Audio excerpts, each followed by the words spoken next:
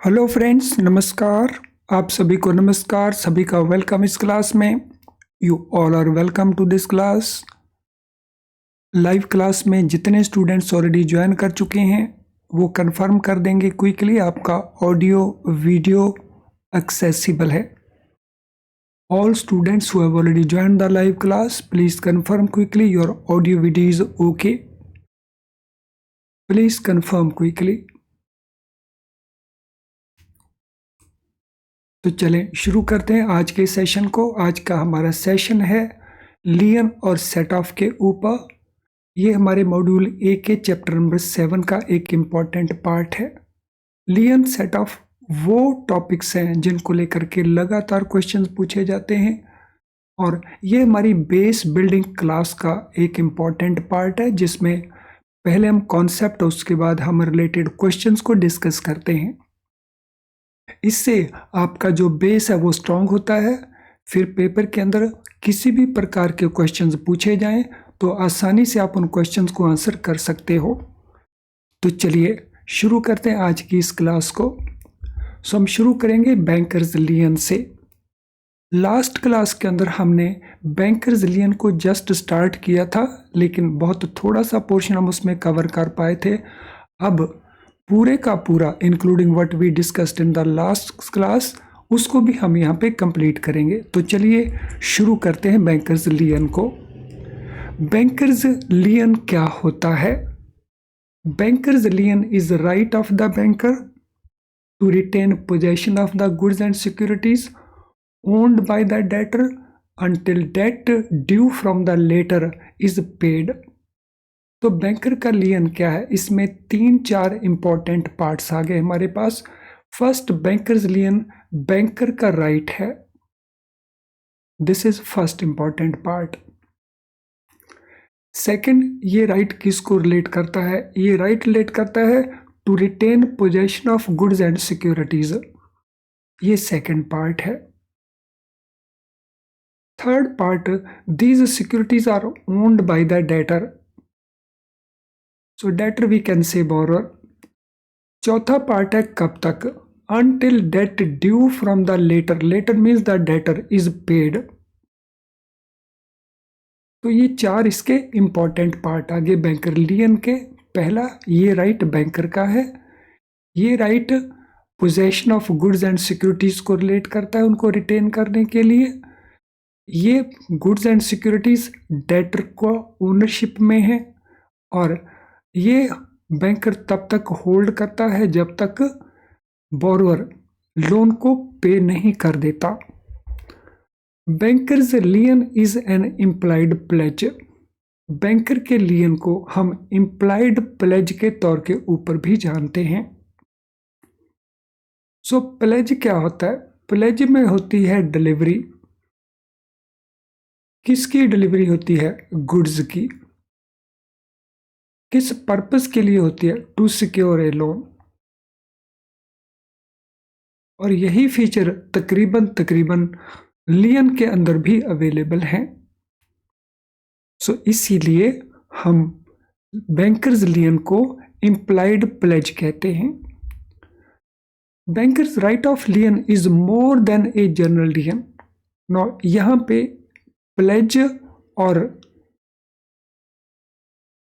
लियन दोनों के अंदर एक जो लकीर है, एक थिन लाइन है, वो क्लियर हो जाती है। जो बैंकर्स का लियन है वो क्या है?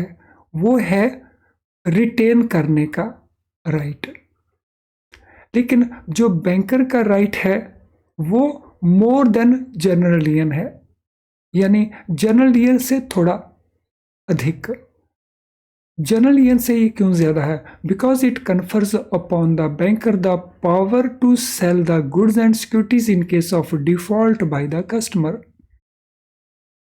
तो बैंकर का जो राइट है वो मोर देन जनरल लियन है, क्योंकि बैंकर को ये राइट अवेलेबल है कि in case of need bank sell कर सकता है गुड्स एंड सिक्योरिटीज को।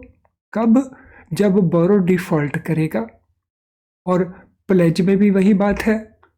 प्लेज में भी अगर बोरो डिफॉल्ट करता है तो बैंक गुड्स एंड सिक्योरिटी को सेल कर सकता है। सो जो नॉर्मल लियन होता है वो केवल रिटेन करने का राइट रहता है, और जो बैंकर्स का लियन है वो मोर देन जनरल लियन है, और इसके कारण बैंकर को अवेलेबल है powers to sell the goods and securities. Implied pledge क्यों है, अब हम इसको और डेप्थ के साथ अंडरस्टैंड करने की कोशिश करते हैं। Since right of lien resembles a pledge, it is usually called implied pledge. तो बैंकर का जो राइट है, लियन का राइट, वो रिजेंबल करता है प्लेज की तरह। सो रिजेंबल तकरीबन प्लेज जैसा, इसीलिए हम उसको इम्प्लाइड प्लेज कहते हैं। A banker acquires the right to sell the goods. So lien के अंदर बैंक को राइट अवेलेबल होता है to sell the goods which came into his possession in ordinary course of business or banking in case of debt not paid। तो ये वही सारी बात है जो हमने यहाँ पे कही है। तो बैंकर के पास सेल द गुड्स का राइट भी अवेलेबल हो जाता है लियन के अंदर। जो गुड्स एंड सिक्योरिटीज उसके पास ordinary course of banking business में आई हैं। Ordinary course of banking business क्या है, जैसे बैंक का काम है लोन देना, तो वो उसका ordinary course of banking business है। तो जब तक लोन पे नहीं होता तब तक वो रिटेन भी कर सकता है और गुड्स को सेल भी कर सकता है। सो डिफॉल्ट होने पे वो सेल कर सकता है, डिफॉल्ट से पहले वो रिटेन कर सकता है। तो इसीलिए हम बैंकर के लियन को इम्प्लाइड प्लेज कहते हैं। तो ये हुआ हमारा बैंकर्स लियन के बेसिक्स। अब हम बात करते हैं next part. Section 171 Indian contract act gives to the banker an absolute right of general lien on all goods and securities received by the banker. अगर हम लियन की टाइप्स को देखें तो हमारे पास लियन की दो टाइप्स हैं। तो यहां पे हम बात कर रहे हैं सेक्शन 171 की। इससे पहले सेक्शन 170 है जो लियन को डिफाइन करता है as right to possess. So section 171 it gives banker an absolute right of general lien on all goods and securities received by the banker. So this mean अगर बैंकर के पास कोई भी गुड्स एंड सिक्योरिटीज अवेलेबल हुई हैं under section 171, तो इन goods and securities को bank किसी भी लोन को, एनी लोन, उसको रिकवर करने के लिए यूज कर सकता है। For example there is loan A, loan B, security 1, security 2। Security 1 को इन दोनों लोन्स को रिकवर करने के लिए यूज किया जा सकता है। ऐसे ही सिक्योरिटी 2 को इन दोनों लोन्स को यूज करने के लिए किया जा सकता है। अगर एक लोन सिक्योर्ड है दूसरा अनसिक्योर्ड है, तो अनसिक्योर्ड लोन को भी अंडर लियन सिक्योरिटी को यूज किया जा सकता है to recover the unsecured loan as well as the secured loan. तो इसको हम कहते हैं बैंक का general लियन।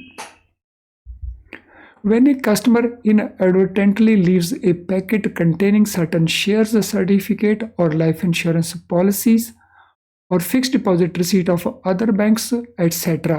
while leaving the bank premises, banker will have no right of lien over those securities because those were not given to the banker in the normal course of banking business। अगर कोई customer bank में आता है और inadvertently, गलती से, जानबूझ के नहीं, गलती से एक पैकेट छोड़ जाता है जिसमें कुछ शेयर सर्टिफिकेट है, कुछ लाइफ इंश्योरेंस पॉलिसीज हैं, कुछ फिक्स्ड डिपॉजिट रिसीट है दूसरे बैंकों की, तो अगर वो बैंक प्रेमिसेस में छोड़ देता है तो उसके ऊपर बैंकर का लियन अवेलेबल नहीं हो सकता। So why banker's lien is not available on that, क्योंकि वो जो सिक्योरिटीज बैंक के पोजेशन में हैं उनका पोजेशन बोरोर ने नहीं दिया है, इसलिए बैंक को वो possession ordinary course, normal course of banking में अवेलेबल नहीं हुआ है। इसीलिए इन सिक्योरिटीज को बैंक, हालांकि वो बैंक के पोजेशन में है, इनके ऊपर बैंक अपना लियन का राइट यूज नहीं कर सकता। सो बैंकर का लियन कब अवेलेबल होगा? जब गुड्स एंड सिक्योरिटीज, इनका जो पोजेशन है, ये बोरोर देता है बैंक को, और वो भी लोन सिक्योर करने के लिए।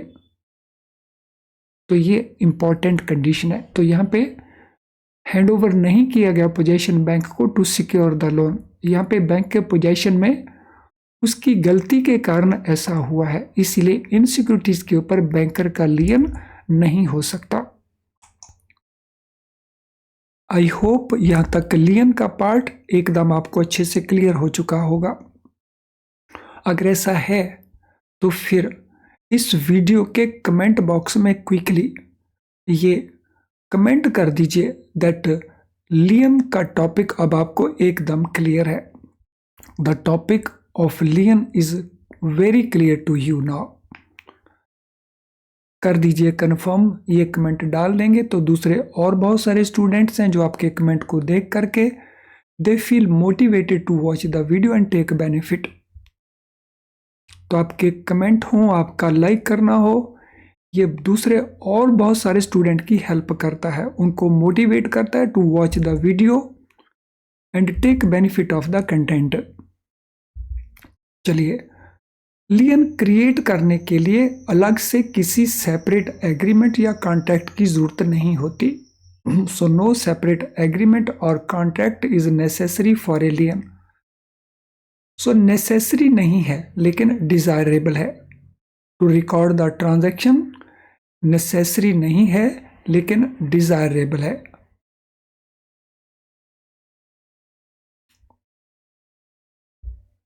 But to be on the safe side, जैसा मैंने पहले कहा, banker takes a letter of lien from the customer mentioning that goods are entrusted means deliver to the bank as security for the loan. और ये loan existing loan या future loan हो सकता है। तो दोनों बातों को ध्यान रखना है। सो सेपरेट एग्रीमेंट या कॉन्ट्रैक्ट ये मैंडेटरी नहीं है, but it is a desirable so that हम ट्रांजैक्शन को कल को इस्टेब्लिश कर सकें that there was a transaction जहां पे बोरोर ने अपनी गुड्स को हैंड ओवर किया था बैंक को, एंट्रस्ट किया था बैंक को as a security for the loan, loan को सिक्योरिटी के तौर के ऊपर। The letter gives an authority to the banker, letter means the borrower, borrower gives an authority to the bank to exercise his right of lien over them and can sell the goods in case of default on the part of customer। ये जो letter obtain किया जाएगा, letter of लियन, इस letter of लियन के अंदर borrower specifically bank को authority देगा।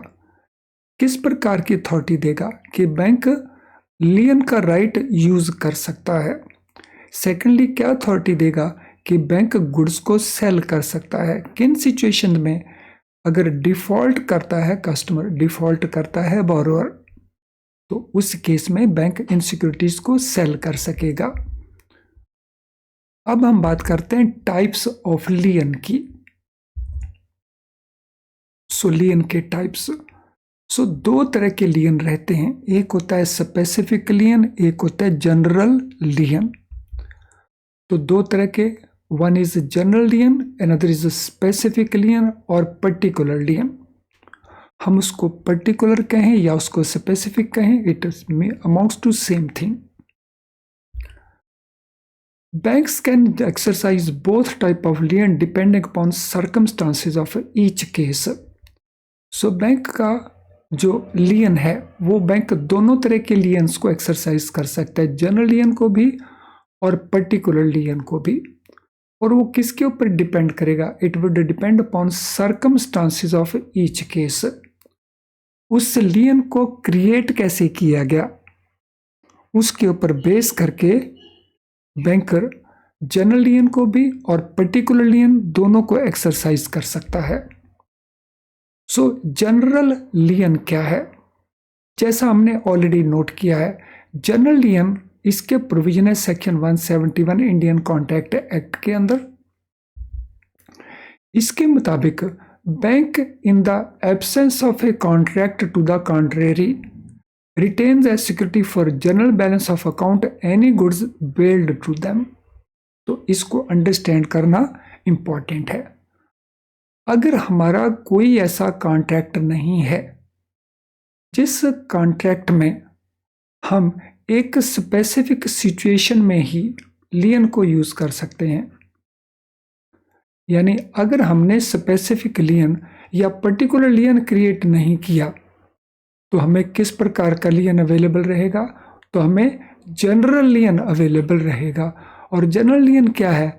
It is available for general balance of account on any goods bailed to the bank. Bailed mean delivered to the bank.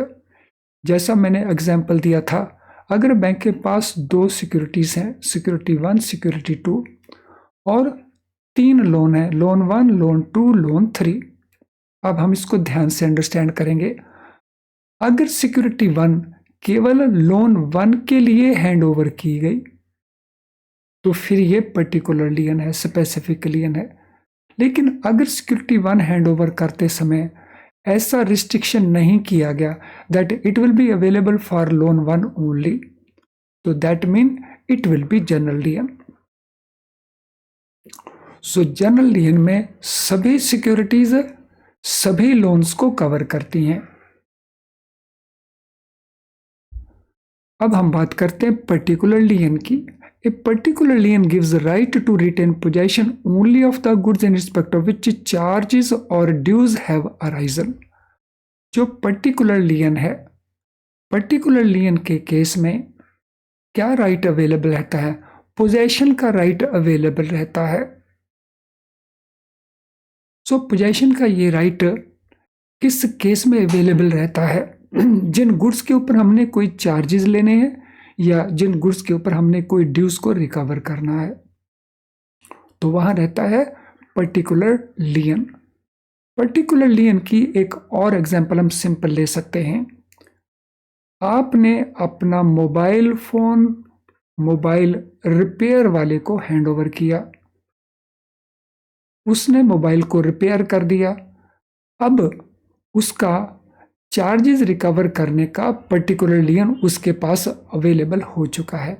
जब तक आप उसको रिपेयर चार्जेस पे नहीं करेंगे तब तक वो मोबाइल को अपने पास रिटेन कर सकता है, वो उसको बेच नहीं सकता, उसको बेचने का राइट नहीं मिला है, तो उसको केवल रिपेयर चार्जेस रिकवर करने का राइट अवेलेबल रहा है।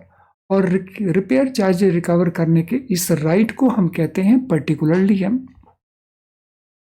सो I am sure general lien क्या है, पर्टिकुलर लियन क्या है, अब एकदम आपको बहुत अच्छे से क्लियर हो चुका होगा। अब कंडीशंस क्या हैं लियन के अंदर? In order that a particular security falls under bank's lien the following condition should be satisfied. ये सुनिश्चित करने के लिए कि एक पर्टिकुलर सिक्योरिटी जो बैंक के लियन में आई है वो जनरल लियन के तौर के ऊपर अवेलेबल है, तो उसके लिए कुछ कंडीशन को सेटिस्फाई करना होता है। अब वो कंडीशंस कौन कौन सी हैं उनको देखेंगे, लेकिन उनको देखने से पहले इस इंपॉर्टेंट इंफॉर्मेशन को भी अंडरस्टैंड करेंगे। फ्रेंड्स, क्या आप अपना प्रेपरेशन IIBF बुक्स को यूज करके कर रहे हैं? अगर ऐसा है तो आपके सामने कुछ इश्यूज, कुछ प्रॉब्लम्स हो सकते हैं, जैसे डिफिकल्ट टू अंडरस्टैंड। इन बुक्स को जैसे लिखा है, इनमें जो कुछ लिखा गया है उसको अंडरस्टैंड करने में आपको डिफिकल्टी आती है, इसीलिए उसको बार बार करना पड़ता है और फिर भूल जाते हैं। उसके कारण आपको बहुत सारा टाइम कंज्यूम करना पड़ता है और टाइम आपके पास ऑलरेडी इश्यू रहता है क्योंकि आप होल डे बैंक में काम करते हैं। इन बुक्स के अंदर जो प्रैक्टिस क्वेश्चन दिए हैं हर चैप्टर के पीछे, वो इतने कम हैं जिससे प्रॉपर प्रैक्टिस नहीं हो पाती। आप प्रॉपर प्रैक्टिस करना चाहते हैं लेकिन आपके पास क्वेश्चंस नहीं हैं, तो इन प्रॉब्लम्स का सॉल्यूशन क्या है? इनका सॉल्यूशन है हमारे best quality low priced video lessons. इन वीडियो लेसन्स के अंदर हम जो कंसेप्ट आपको समझाते हैं वो बहुत सिंपल करके समझाते हैं, जिनको आप आसानी से अंडरस्टैंड कर जाते हैं और देर तक याद रखते हैं, और ये क्विकली अंडरस्टैंड हो जाते हैं। इससे आपकी दोनों ही ये इश्यूज सॉल्व हो जाते हैं और इनके चलते आप आसानी से पूरे सिलेबस को कवर कर पाते हैं। और हमारा क्वेश्चन बैंक, जिसमें आपको मल्टी चॉइस क्वेश्चंस अवेलेबल रहते हैं बहुत सारे, तो उसके बेसिस के ऊपर आप बहुत सारे प्रैक्टिस क्वेश्चन कर सकते हैं, जिससे आपकी प्रॉपर प्रैक्टिस हो जाती है। हमारे मेमोरी रिकॉल्ड क्वेश्चंस यानी प्रीवियस ईयर्स के क्वेश्चंस जो हम एग्जाम के जस्ट पास जा करके रिलीज करते हैं, अगर आप उनको यूज़ करते हैं तो उनका आपको एडेड एडवांटेज मिलता है। यानी कुल मिला करके अगर आप इनको यूज़ करते हो तो आपका मिनिमम मार्क्स स्कोर करने का जो टारगेट है उसको अचीव करने में आपको बहुत आसानी लगती है। अगर ये सब कुछ अवेलेबल है तो है ये अवेलेबल हमारी ऐप के थ्रू या हमारी वेबसाइट के थ्रू। सो हमारी वेबसाइट को लॉग इन करें, इसके इस सेक्शन में जाएं और तुरंत इस सर्विस को यूज़ करना शुरू कर सकते हैं। तो चलिए अब हम चलते हैं लियन के अगले पार्ट को कवर करने के लिए। सो हम देख रहे थे कौन कौन सी कंडीशंस हैं जो सेटिस्फाई होनी चाहिए कि बैंकर का लियन बैंकर को अवेलेबल रहे। तो बैंकर के लियन के लिए these are the conditions. Property means goods and securities should come in hands of bank in its capacity as a creditor. तो बैंक के पास ये जो सिक्योरिटीज आई बैंकर के पोजेशन में, वो किस कैपेसिटी में आनी चाहिए? Bank as a creditor means bank ने लोन दिया हो। जैसे शेयर्स के अगेंस्ट हम लोन देते हैं, तो शेयर्स के अगेंस्ट हमने लोन देना है और शेयर्स हमारे पोजेशन में आने चाहिए as securities to secure this loan. There should be no entrustment of special purpose which is inconsistent with the lien. जो पोजेशन हमारे पास आया, जो सिक्योरिटीज हमें प्रोवाइड की, वो इस प्रकार से नहीं आना चाहिए कि उसका कोई स्पेशल पर्पस था। फॉर एग्जाम्पल, अगर यही शेयर्स बोरोर हमारे पोजेशन में देता है कि इनके ऊपर आप डिविडेंड रिसीव करो, या बैंकर कहता है कि इनको आप सेल करो, तो वो एक स्पेशल पर्पस हो गया। तो जब उसने हैंड ओवर किया फॉर ए स्पेशल पर्पस, तो लियन क्रिएट नहीं हो सकता, because that is inconsistent with the lien. There should be no contract expressed और implied to exclude the lien. ऐसा कोई भी कॉन्ट्रैक्ट नहीं होना चाहिए। Express contract means in writing, implied contract means जो बिहेवियर से, ट्रांजैक्शन से पता चलता हो। तो ऐसा कोई ट्रांजैक्शन कॉन्ट्रैक्ट नहीं होना चाहिए जिसमें लियन को एक्सक्लूड किया हो, यानी जिसमें स्पेसिफिकली लिखा हो कि ये लियन नहीं है। The possession of the goods and security must be in the same right as account of the customer. जो गुड्स एंड सिक्योरिटी का पोजेशन हमारे पास आया वो सेम राइट में होना चाहिए जैसा अकाउंट ऑफ द कस्टमर है। सो सेम राइट का मीनिंग क्या होता है? Same right same capacity. तो इसकी कई सारी एग्जांपल अभी हम लियन के अंदर करने वाले हैं। No application of the right, तो ये राइट हमें कब अवेलेबल रहता है? Application of the right,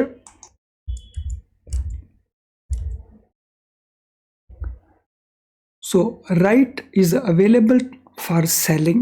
A banker's lien gives the right to sell the debtor's properties. So जो राइट हमारे पास अवेलेबल है, केवल रिटेन करने का राइट अवेलेबल नहीं, बैंकर का जो जनरल लियन है उसके अंतर्गत हमें उन गुड्स एंड सिक्योरिटीज को सेल करने का राइट भी अवेलेबल रहता है। So, to a specific person, the right under section 171 is given not only to the banker. जो हमारा जनरल लियन है ये केवल बैंकर को अवेलेबल नहीं है, there are certain other people also जिनको ये अवेलेबल है। इन लोगों में फैक्टर को अवेलेबल है, वारफिंजर्स को अवेलेबल है, अटॉर्नी ऑफ हाई कोर्ट्स को अवेलेबल है, और जो इंश्योरेंस पॉलिसी ब्रोकर्स हैं उनको अवेलेबल है। ये क्वेश्चन भी अलग से पूछा जाता है कि जो जनरल लियन है वो किन किन को अवेलेबल है। सो जनरल लियन हर एक को अवेलेबल नहीं है। किन को अवेलेबल है? बैंकर को अवेलेबल है, number 1।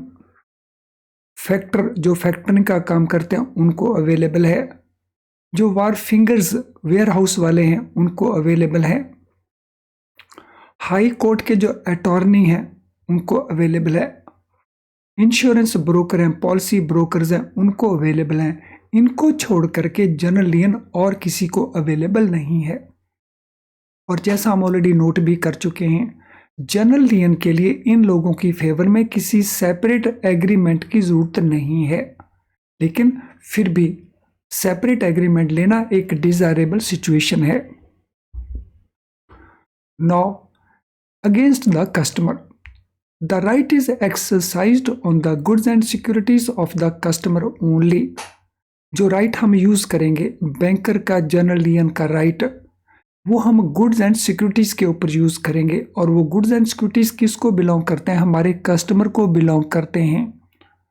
The right can not be exercise when debtor has a joint account. तो यहाँ पे हमने बात की थी कि सेम राइट, तो सेम राइट का मीनिंग क्या बना? सो सेम राइट का मीनिंग बना कि अगर गुड्स ए एंड बी के नाम के हैं और लोन ओनली ए के नाम का है, तो उस केस में ये सेम पर्सन नहीं है। So A and B jointly is a different person.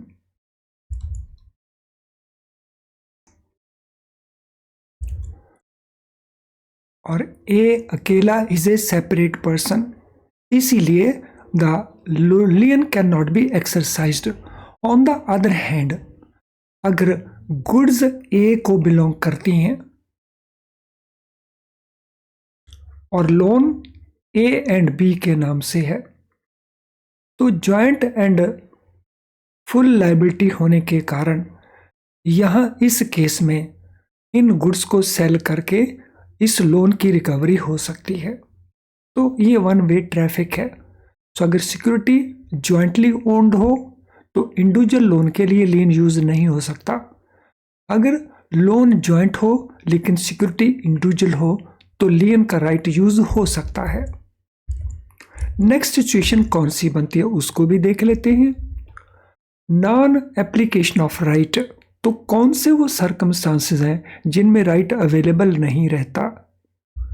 So safe custody of articles, when a customer deposits securities, ornaments, other valuables for their safe custody. अगर कस्टमर गुड्स को, securities को, जैसे valuable securities हैं, उनको safe custody के लिए banker को hand over करता है कि भाई आप संभाल के रखें, तो इन दैट केस जो बैंकर है, लेटर है, वो ट्रस्टी बन जाता है, बेली बन जाता है। In that case bank can not use right of लियन over those unless covered by A special agreement. तो इनके ऊपर बैंकर उस राइट को यूज नहीं कर सकता।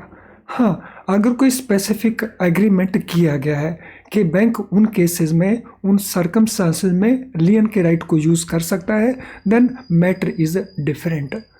लेकिन ब्रॉडली हम अगर लेते हैं तो सेफ कस्टडी ऑफ आर्टिकल्स, तो इनके ऊपर लियन बैंकर को अवेलेबल नहीं है। और कौन कौन से सर्कमस्टांसेस हैं जिनमें ये अवेलेबल नहीं है उसको भी देखते हैं। फ्रेंड, आज के सेशन से रिलेटेड अगर आपका कोई भी क्वेश्चन हो तो इस वीडियो के कमेंट बॉक्स में आप अपने क्वेश्चन को टाइप कर सकते हैं।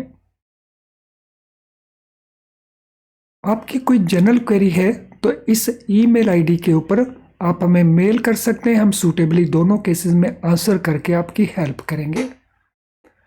आज का सेशन अगर आपको यूजफुल नहीं लगा तो इस वीडियो का मैं जो डिसलाइक बटन है उसको ज़रूर पुश करके जाना। लेकिन अगर वो यूजफुल लगा है तो फिर लाइक करने में संकोच ना करें, उसको इमीडिएटली लाइक कर दें। हाफ एन आवर अगर हमने स्पेंड किया है टू लर्न द थिंग्स, तो कुछ सेकंड्स आपको लगेंगे लाइक करने में, लेकिन लाइक किए गए वीडियोस को यूट्यूब अपने लेवल के ऊपर और बहुत सारे स्टूडेंट को अपने लेवल के ऊपर दिखाने की कोशिश करता है, जिससे दूसरे स्टूडेंट को बेनिफिट मिल जाता है उस वीडियो का। आप इसके लिंक को शेयर भी कर सकते हैं अपने फ्रेंड्स कोलीग्स के साथ। इसके अलावा अगर आपने चैनल अभी तक सब्सक्राइब नहीं किया तो चैनल को ज़रूर सब्सक्राइब कर लें, और वो भी बेल आइकन के साथ, नहीं तो हमारे नोटिफिकेशन आपको नहीं मिलेंगे और बहुत सारी क्लासेस को आप मिस कर रहे होंगे। तो अगर आप चाहते हैं कि आप क्लासेस को मिस ना करें तो फिर बेल आइकन को साथ में ज़रूर पुश कर लेना। Friends, non application of right of लियन, इसमें कई सारे और इंस्टांसेस हैं, तो इनको हम कंटिन्यू करेंगे इन द नेक्स्ट सेशन। तो आज के इस सेशन को हम यहीं पे वाइंड अप करेंगे, तो नेक्स्ट सेशन में हम इस पार्ट को कंटिन्यू करेंगे। Thank you friends and all the best.